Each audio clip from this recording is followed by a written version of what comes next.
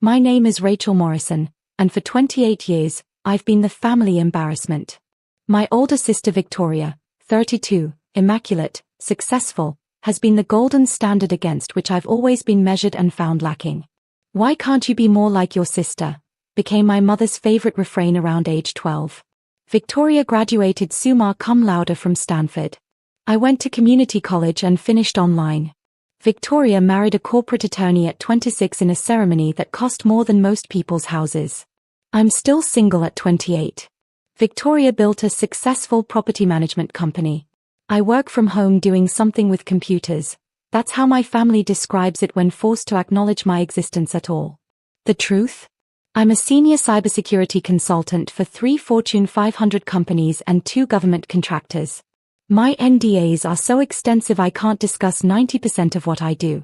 My family interprets my silence as failure. But none of that matters to them. Victoria is visible success. I'm invisible disappointment.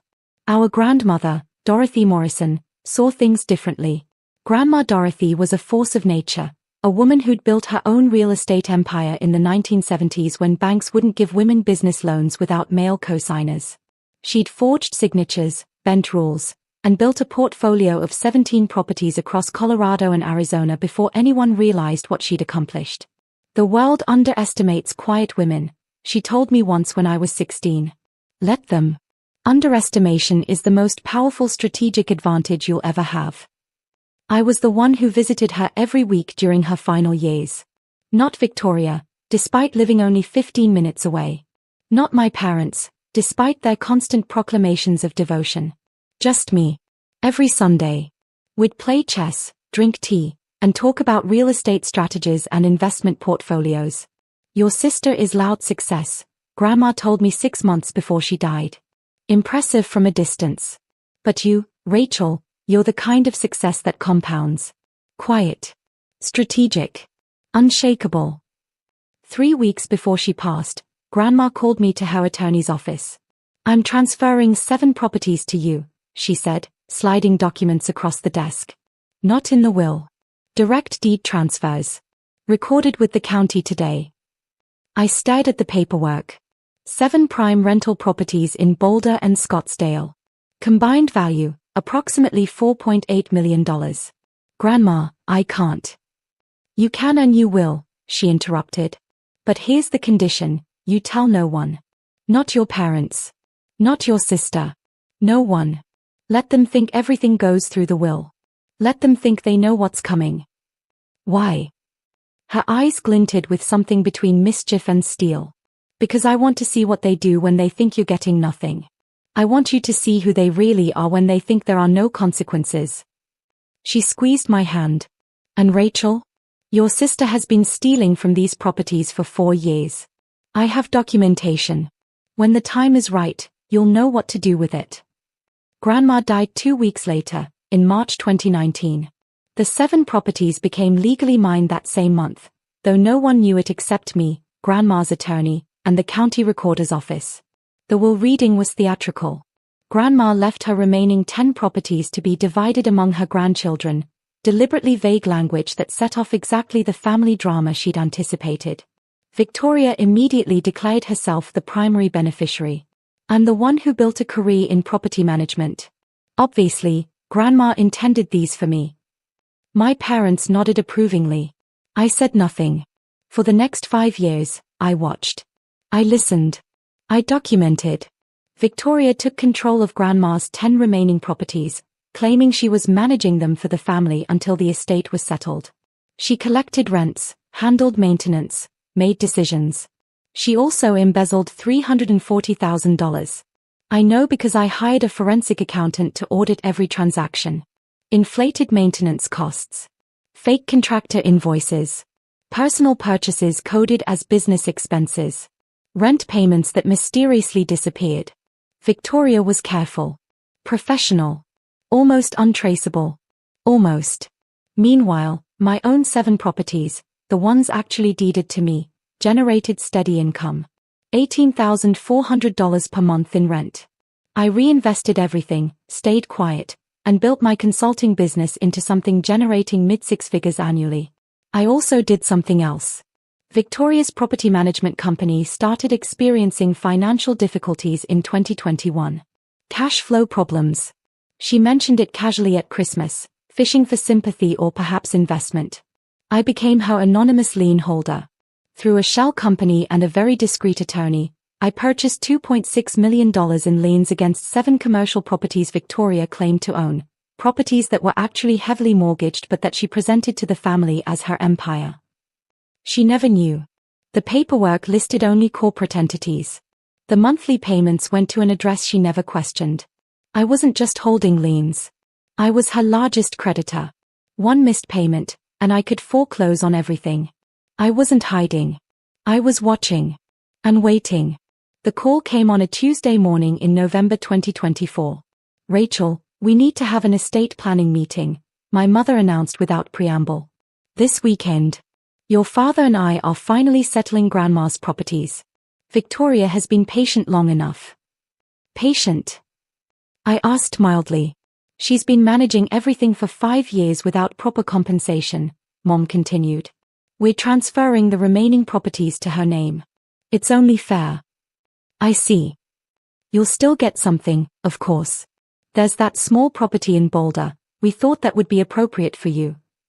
The small property was worth $380,000. Victoria was claiming assets worth over $6 million. "When's the meeting?" "Saturday. 2 o'clock. The attorney's office."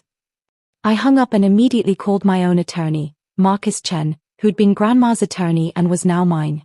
"They're moving forward," I said. "You want to stop this?" he asked. I thought about Grandma's words. "I want you to see who they really are when they think there are no consequences." "No," I said slowly. "Let it play out. But have all documentation ready. And Marcus? Prepare foreclosure paperwork for Victoria's 7 commercial properties. I want it ready to file." Saturday arrived cold and clear. The attorney's office was downtown Denver, all dark wood and leather chairs, the kind of space designed to make people feel the weight of money and legacy. My parents sat on one side of the conference table. Victoria beside them, perfectly styled in a designer suit that probably cost $3,000. Her husband Derek smirked from the corner. I sat alone on the other side. Small. Quiet. Dressed in jeans and a sweater because I'd never learned to perform success the way Victoria did. The estate attorney, not Marcus, but someone my parents had hired, cleared his throat. "Thank you all for coming.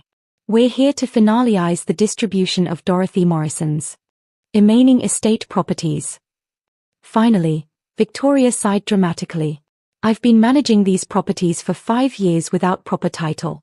It's been incredibly stressful." "You've done such an amazing job, honey," Mom gushed. Dad nodded. "Dorothy would be so proud." The attorney shuffled papers. "Yes, well. The proposal is to transfer the 10 remaining properties as follows: 7 to Victoria Morrison Shaw, 2 to Mr. and Mrs. Morrison, and 1, the smaller Boulder property, to Rachel Morrison." Victoria smiled. "That seems fair. Rachel never really contributed to the family business anyway." "Victoria has the expertise," Dad added. "She's built her own company. She knows what she's doing." I said nothing. Just watched. The attorney looked uncomfortable. "Ms. Morrison, Rachel, do you have any objections to this distribution?" "I have questions," I said quietly. Victoria rolled her eyes. "Of course you do." "These 10 properties," I continued, ignoring her.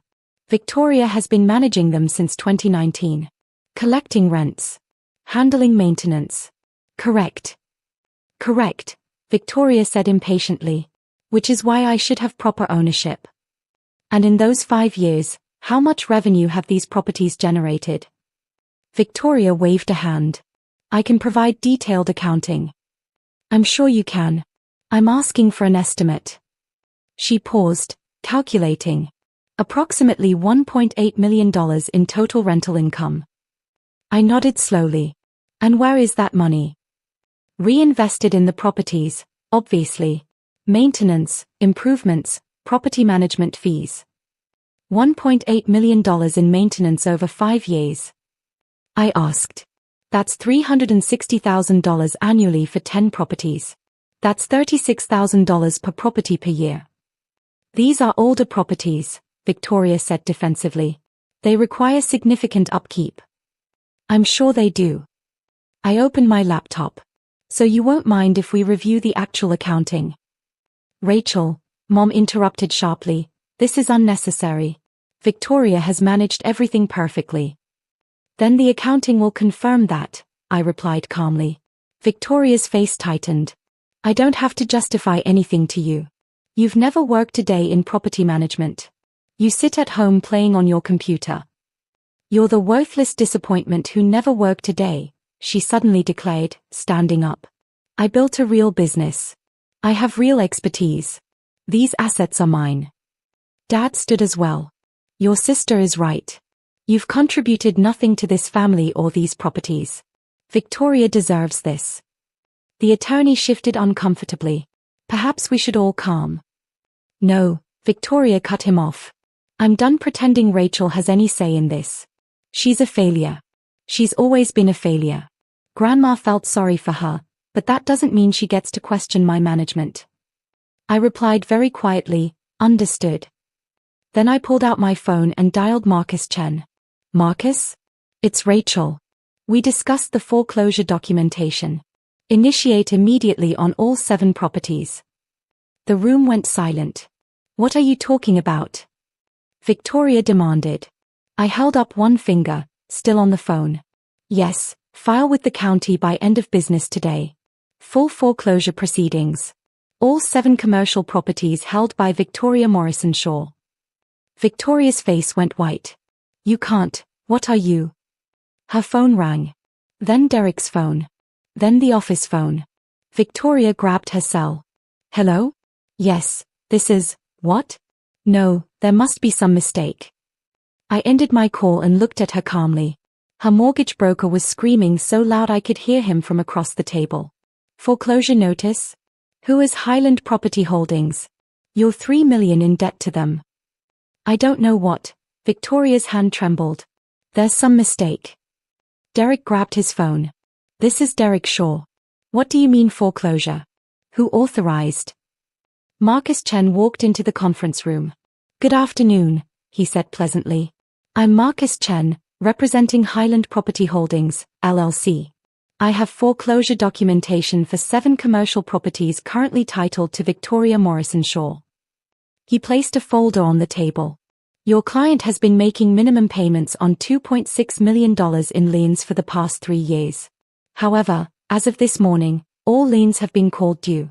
Full payment is required within 30 days, or the properties will be foreclosed and sold at auction.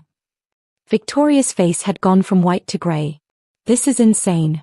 I don't even know who Highland Property Holdings is. You don't? Marcus asked mildly. He turned to me. Ms. Morrison, would you like to explain? I met Victoria's eyes.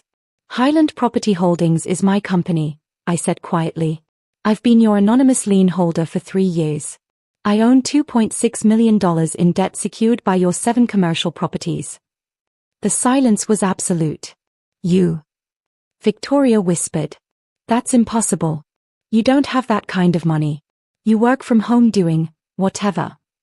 Cybersecurity consulting for 3 Fortune 500 companies and 2 government contractors, I said.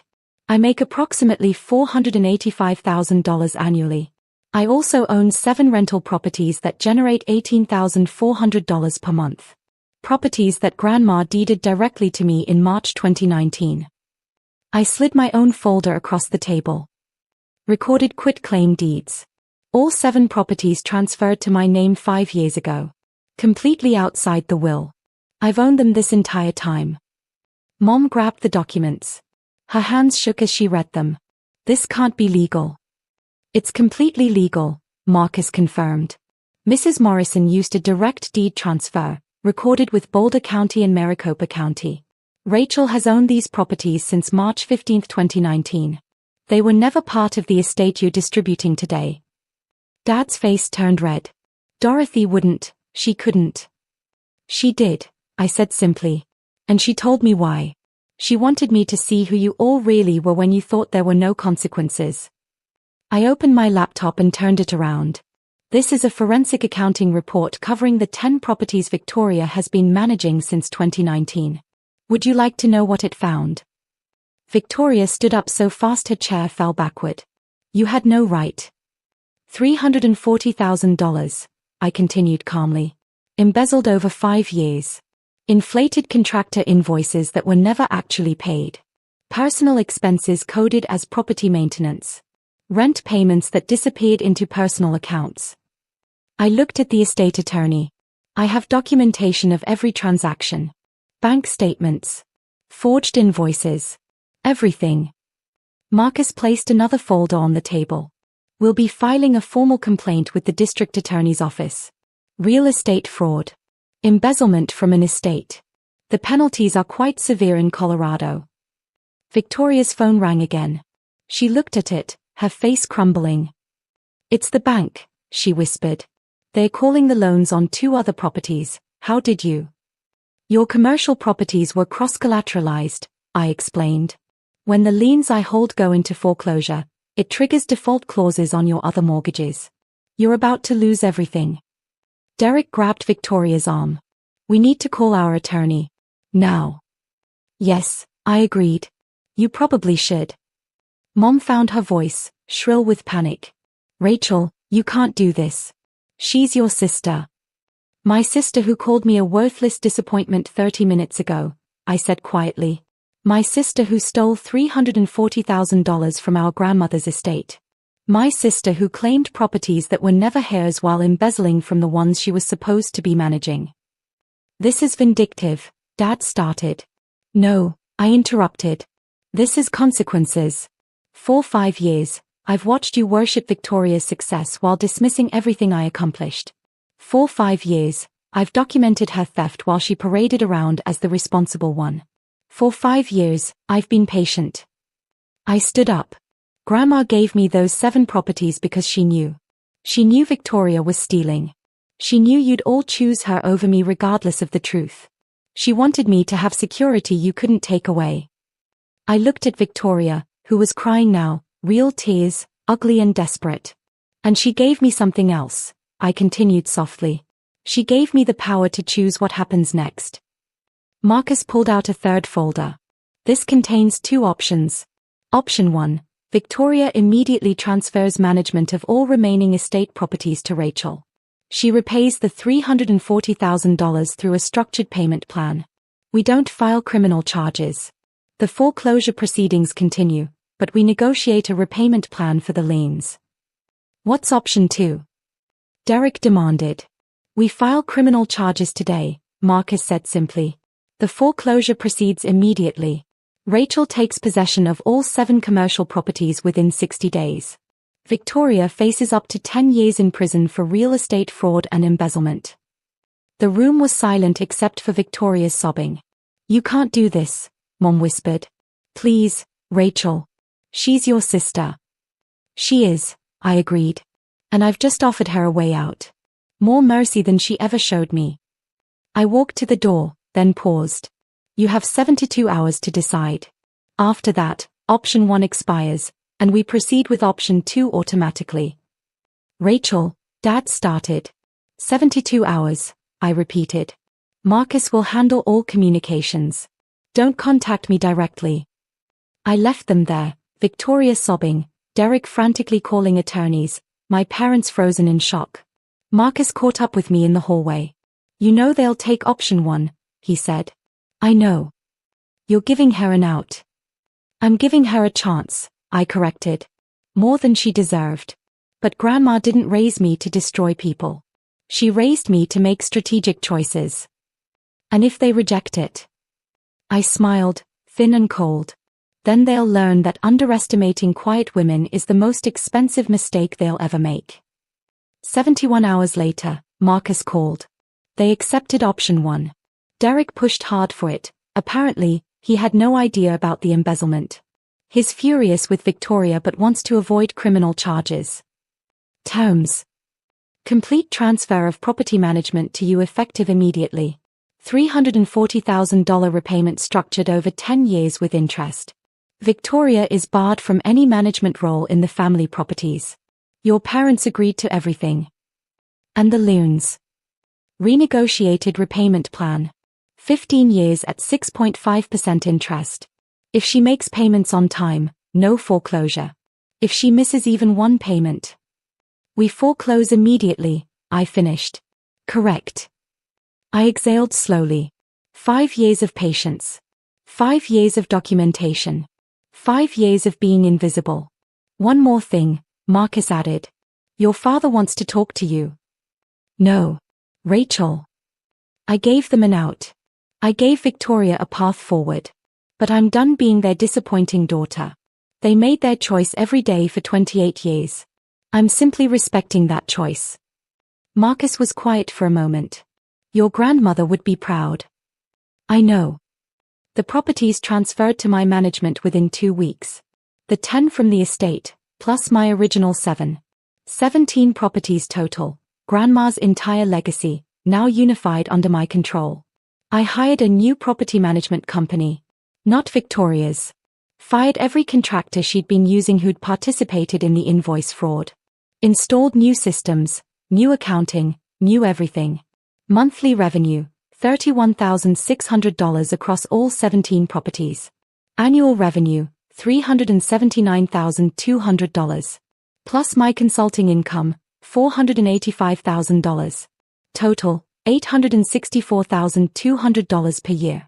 Not bad for the worthless disappointment who never worked a day. Victoria makes her payments. Every month, exactly on time.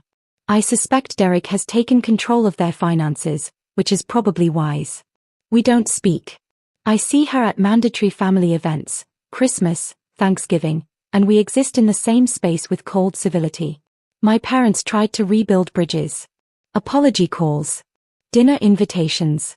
Attempts to explain that they didn't know or didn't realize, or were just trying to be fair. I declined them all. Not out of cruelty. Not even out of anger, really. Simply because I finally understood what Grandma had been trying to teach me. Some people will never see your value until you stop trying to prove it to them. I stopped trying. I built my life. Expanded my consulting business. Grew my property portfolio. Made strategic investments. Lived quietly. Succeeded loudly. Last month, I bought 2 more properties in Austin. Paid cash. This month, I'm closing on a small commercial building in Boulder. Victoria's first property, the one she was so proud of, is now mine. Foreclosed and purchased at auction when she defaulted on a separate loan. I didn't plan that. Didn't even know it was happening until my property manager called to tell me about the auction. Sometimes justice is deliberate. Sometimes it's just inevitable. I'm in Grandma's favorite coffee shop now, the one where we used to play chess on Sunday afternoons. I come here sometimes when I need to think. There's a young woman at the next table. Early 20s, maybe. On the phone with someone who's clearly criticizing her choices. I know I'm not as successful as my brother, she says quietly. I know I should probably get a real job. But I love what I'm doing, even if no one understands it. She hangs up, looking defeated. I debate for a moment, then walk over. Excuse me, I say. I couldn't help overhearing. Can I give you some advice my grandmother gave me? She looks up, surprised but curious. Sure. The world underestimates quiet women, I tell her. Let them. Underestimation is the most powerful strategic advantage you'll ever have. She blinks. That's actually really helpful. Thank you. I smile. One more thing, build something so undeniable they can't ignore it. But build it for yourself, not for them. Their recognition is irrelevant. Your success is inevitable. I leave before she can respond, but I see her straighten in her chair, something shifting in her expression. Grandma would have liked that. I pull out my phone and text Marcus, status on the Phoenix acquisition. His response comes immediately, closing in 3 weeks. $8.2 million. You're officially in 8-figure territory. I smile and order another coffee. 17 properties. $864,200 annual income. 8-figure net worth at 28. The worthless disappointment who never worked a day. Let them keep thinking that. Underestimation is, after all, the most powerful strategic advantage I'll ever have. And I learned from the best.